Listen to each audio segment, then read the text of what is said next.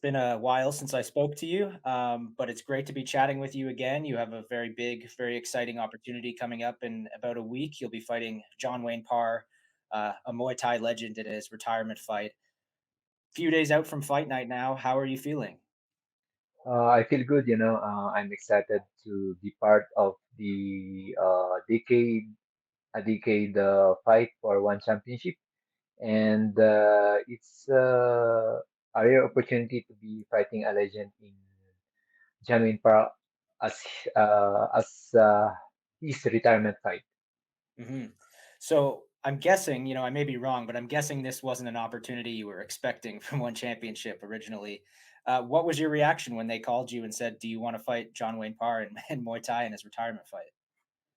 Oh yeah, actually, I'm scheduled to fight in mixed martial arts, but unfortunately, there are some changes and they asked our camp if we are willing to fight Janwin Park for his retirement. And I'm thinking, so it's gonna be an all-striking match. And I thought to myself that, wow, this this is an opportunity to see, also a challenge, of course, to see how good my striking is, knowing that John Wayne Parr is a legend in Muay Thai and kickboxing. So, yeah, I need to see how far my striking goes when I met him on the ring this 26th of March. You're of course known as a wushu guy, but before you got into that, I believe you actually had some kickboxing experience. Do you expect that'll be valuable in this fight with John? Yeah, I think some of the kickboxing I had when I'm starting in martial arts, it will benefit me, of course. The feeling to compete in an all striking match, and the same in wushu. So probably there is some slight adjustment because Muay Thai, you need to use the elbow and the knee, and also the clinching. So that's the adjustment that I need to take in this upcoming fight. hmm So, how have you been training for this fight? How has the training camp differed from your normal MMA camp? Well, of course, different. In MMA camp, you need to focus on a lot of aspect like the wrestling, the grappling, and the ground game. But in my preparation for this fight, I solely focus on the striking area of the sport. And of course, I need also to check the rules on how they score, on how you win and how you lose on this fight. John Wayne Parr has had many, many fights, as you of course know. There's lots of tape you can watch on this guy. Have you studied his fights? And if so, is there anything that you've seen that you feel like you can expose on the night? Well, of course, if yeah, I watched some of the fights, and uh, really, this guy, if I will be facing him, of course, I need to understand that Muay Thai is his life. He had been in this sport for a very long time, and of course, there's a lot of factors to consider. Also the adjustment on his age, and for me too. So let's see how it will go on the fight night. hmm he mentioned in an interview that he's expecting some of your trademark spins. Is that safe to say that you'll be doing some spinning in there? Of course, I that's already part of my fighting style. Although, of course, I need to understand also that John Wayne Parr is a striking. He knows how to adjust himself. On I believe he also studied my fights. So let's see how each one of us can be able to implement a good game plan. What would it mean to you to beat a legend like John Wayne Parr in his own sport? Where would that rank among your accomplishments? Well, of course, fighting him already is a great opportunity, and if I will be able to pull a big victory, then of course it means a lot to me. It means a lot to me that I face one of the legend in the sport of Muay Thai, winning or having a victory over him in his own sport is a big factor also for me. It will boost my morale, especially that I'm in mixed martial arts.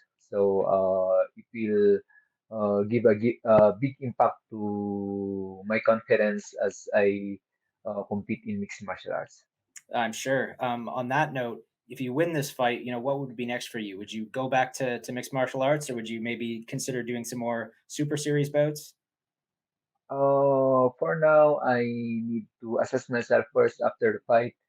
But of course, I was known in my nation as the face of Philippine mixed martial arts. So I need to be more focused more on my goal. Of course, we have our goal.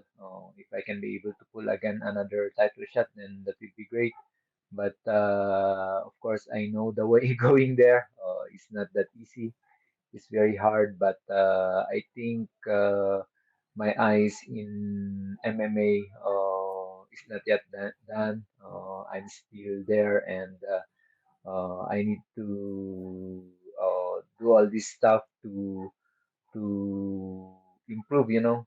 Martial arts is a journey. I want to become better than myself yesterday. So these are all great endeavor for me to become that better man.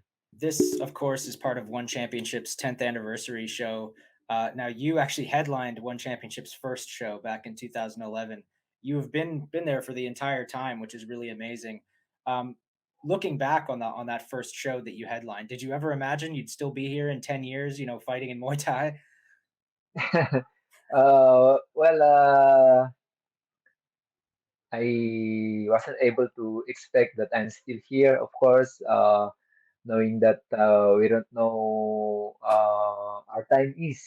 But I'm happy I was able to still be here, still healthy, competing. So it's a very rare opportunity to be in a decade in the same promotion. So I'm so happy for what one championship had accomplished over the years. When you look back on your early days with the promotion, is there anything that stands out? I mean, what were your first impressions of these guys when you first came over and headlined that first card for them? Well, on when I headlined the first one championship, I already envisioned that this promotion will go this far, but I never expected in this way. Now they have been able to do the Super Series, and it really made a huge impact in the martial arts community. They are not only catering the mixed martial arts area, but also the Muay Thai, kickboxing, grappling, and there's a big opportunity for every athlete in martial arts to showcase their skill in a big platform. Hmm. As a fan and as a journalist, I've of course watched One Championship change quite a bit over the last decade. But as a fighter, I mean, how have you watched One change? How is One different from when you started? Of course, there's a lot, for now, there's a lot of world champions that is already in one, and there's the level of skills had greatly goes up, unlike before. Now it's really it's a fast pace in the way it evolves. A lot of styles, a lot of different strategies are already showcased. So there's a lot of big changes that happens over the years. We've talked about how this is John Wayne Parr's retirement fight. Have you given any thought to how much longer you'd like to continue fighting? Uh, Oh, we don't know, I don't know. But for now, I just want to be healthy, I just want to be healthy. As long as I can be able to, uh, as long as I know that I still have the potential to compete, then uh, I will not back down. But if I know that I'm already there, John Wayne already knows that he's uh, he's on the next stage of his career. So for me, I want also to utilize the time that is remaining while I'm still active, and then before I can say that's it. Hmm. Of course, you want to listen to your body, and you'll know when the time is right and everything. But do you expect it to be difficult to hang up the gloves? Will that be hard for you? Of course, it will be hard, especially on the adjustment part, and for how many years you've been doing this kind of endeavor, waking up, training, and then after you retire, you need to. There's a lot of changes, so probably I will be able to miss those times that become my habit when I'm still an athlete. Are there any remaining goals that you hope to accomplish before you call it a career? Anything in particular?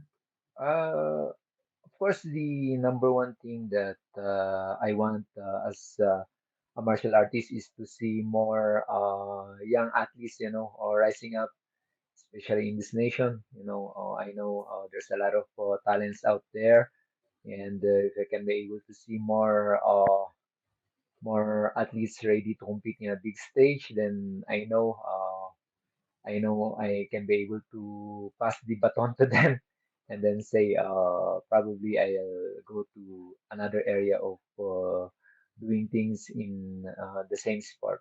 You've mentioned that you're, the face of Filipino MMA. You're a trailblazer for the MMA scene in this country. But what would you say your legacy is in this sport when you retire? How do you think you'll be remembered? Well, of course, if I want to be remembered, then um, the person who had been able to make or been able to put the map of my nation in um, the the highest level of martial arts. I know you're a very humble guy, but if one championship were to make a Hall of Fame, do you think you deserve a spot in the one championship Hall of Fame? Uh, I don't know. I don't know, but of course, I will be so happy if I will be there. Mhm.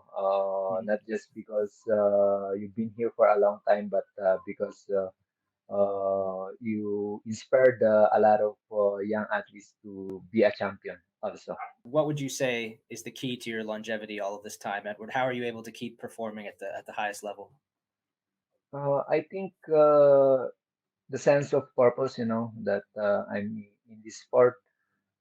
That's why a lot of times as much as possible, I want to make my decisions right so that I will not suffer the consequences of those decisions.